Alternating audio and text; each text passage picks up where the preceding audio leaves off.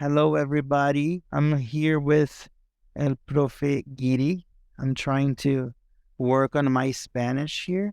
He's awesome, and I'll let him introduce himself to you. How have you been, my friend? Just want to start by saying thank you for having me on your show. It's an honor. And as you said, my name's Dave. I go by Profe Guiri on social media, Instagram and TikTok. And basically, I'm an English teacher. I've been living in Spain for the last 8 years. I've been teaching English there. And just recently, I started uploading videos, teaching English to Spanish speakers, basically. And your content is flawless, let me say so. And when did you decide to be an English teacher? So it's kind of an interesting story because it wasn't always like that. I grew up in the States here near Boston, Massachusetts. And I started, so in the university, I started studying criminal justice, which has nothing to do with teaching. Wow.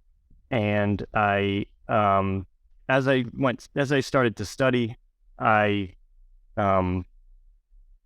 realized that it wasn't what I wanted, that, the criminal justice system was a little bit too impersonal for me.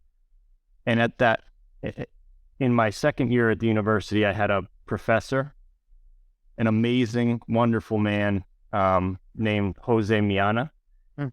His family was Spanish, and he made me fall in love with the Spanish language. And that in turn made me want to go study in Spain. In 2013, in Salamanca, and I fell in love with the culture, the language, and I knew I had to return. I changed my major to Spanish, and I minored in criminal justice. And then after I graduated, I just up and left. I went to Madrid, and I started teaching as a language assistant. So basically I would teach 25 hours a week at, schools or a couple schools in Madrid.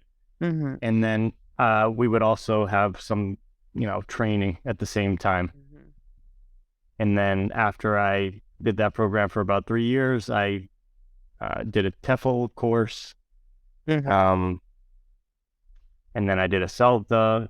I was teaching at a couple academies, and then eventually I just went off on my own, and now I'm a freelance English teacher online. Awesome. How can you create such outstanding stuff on social media? Thanks for calling it outstanding. For me, yeah. So it's just me, right? I mean, I put up my phone.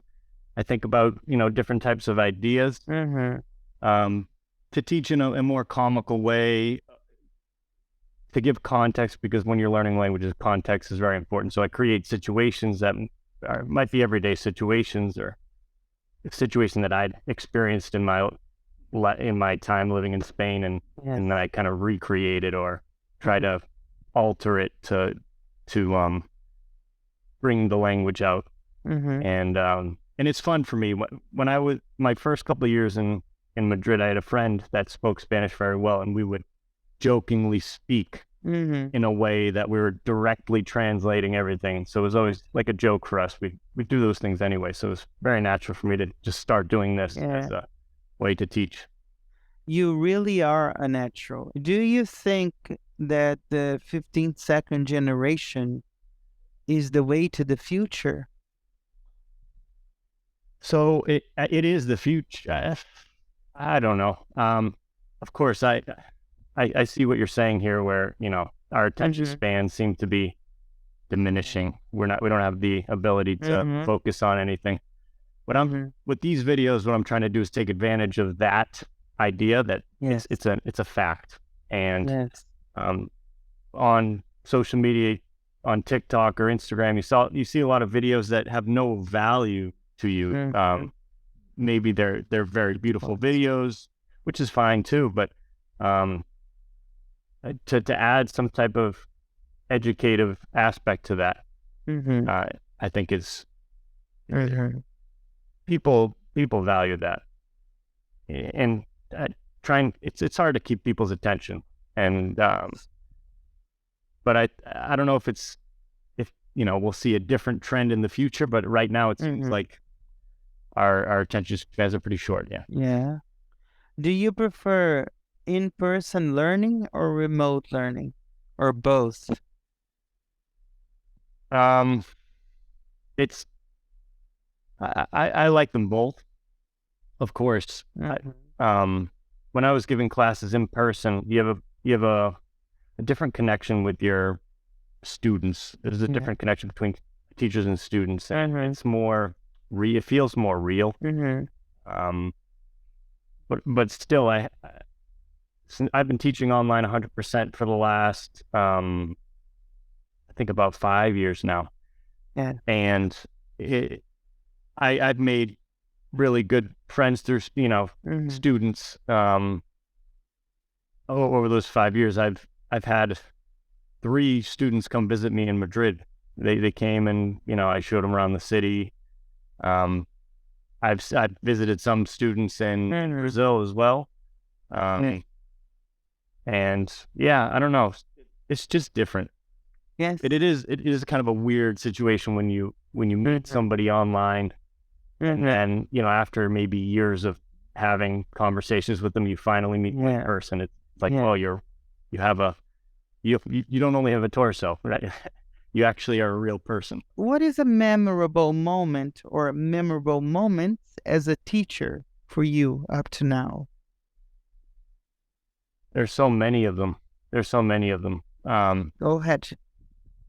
Because I've had many students that have through English, where they needed to improve their English to either get a promotion or to get a job, or just to have, because through language opens doors to you. And I have a lot of students that just learn as a hobby, and they want to use it in the real world when they travel, just to make connections with other people, right? You open your doors up to more to so many people when you learn a language. And so I have one recent example. I have a Brazilian student. She a year ago, she started taking classes with me, and she was terrified to speak English. She was so nervous, and I always have, and I understand that feeling as a language learner. I think it's important as a teacher to be a learner as well, because you understand how it feels. And it happens a lot where I have a student in the first class, even though it's not in person, they're still terrified. They're terrified of me because, they don't know if I'm going to understand them or if they're going to understand me. And she was terrified in the beginning, pausing, like freezing up physically, stressed. And we had maybe classes 2 times a week. And as we, as the classes went on, she would get more comfortable. She had a job interview. In that job, English was important because she would need to talk to people from all around the world. And she was like, "There's no way. I don't know. This doesn't seem like it's very likely." And she ended up getting the job, and now she uses English every single day. Every day she's in conference calls with people all around from around the world. She's speaking in English, and the way that she feels now after a year of classes, it's you can't even compare. She's just so much more comfortable and confident, and just to feel that effect is to be a teacher. And I'm sure you have these experiences as well, where you see your effect in that person's world. Awesome. You have a special connection with Brazil. Could you tell the audience why is that? So my girlfriend is from João Pessoa, in the Northeast. Paraíba. Paraíba, exactly. Yes. And we've been together for the last 5 years now. Wow. And I've been to Brazil twice now. I've been to Rio, to João Pessoa, João and to Pessoa. Recife. Yeah. Recife. Nice. What is your opinion about non-native English teachers? They're amazing.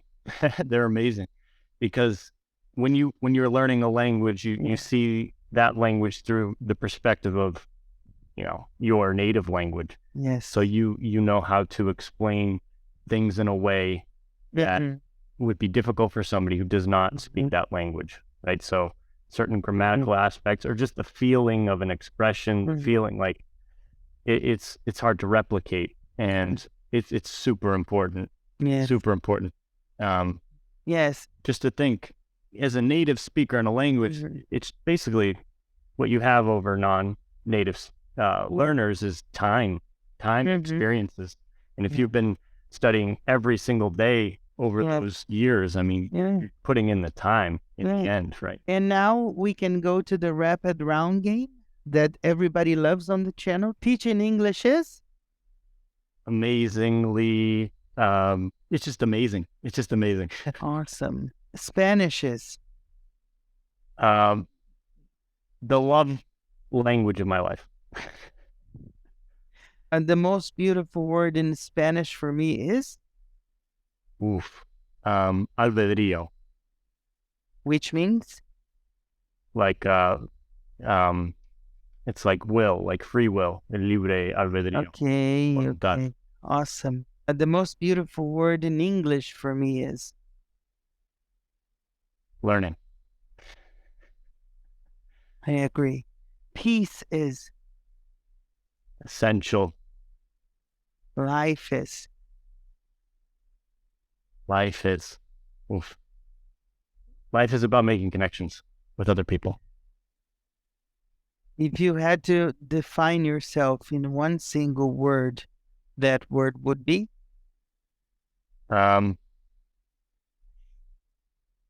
Dedicated. My friends are? All around the world. Awesome. Now I am on the hot seat and you can ask me whatever you want. Okay, I'm interested here. Let's see. I'm going to copy some of your questions and I'm interested here. Of course. So my favorite word in English is? Tomorrow. My favorite place in the world is? Where my heart is. My favorite color is? Blue. Where I would like to visit most in the world is? Right now, England. England. What I would do on a rainy day? Watch some Netflix and sleep. My favorite book is? The Hate You Give. Okay. How many languages? I speak blank languages.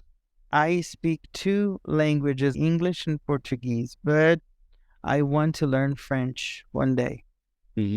What do you love about the Portuguese language?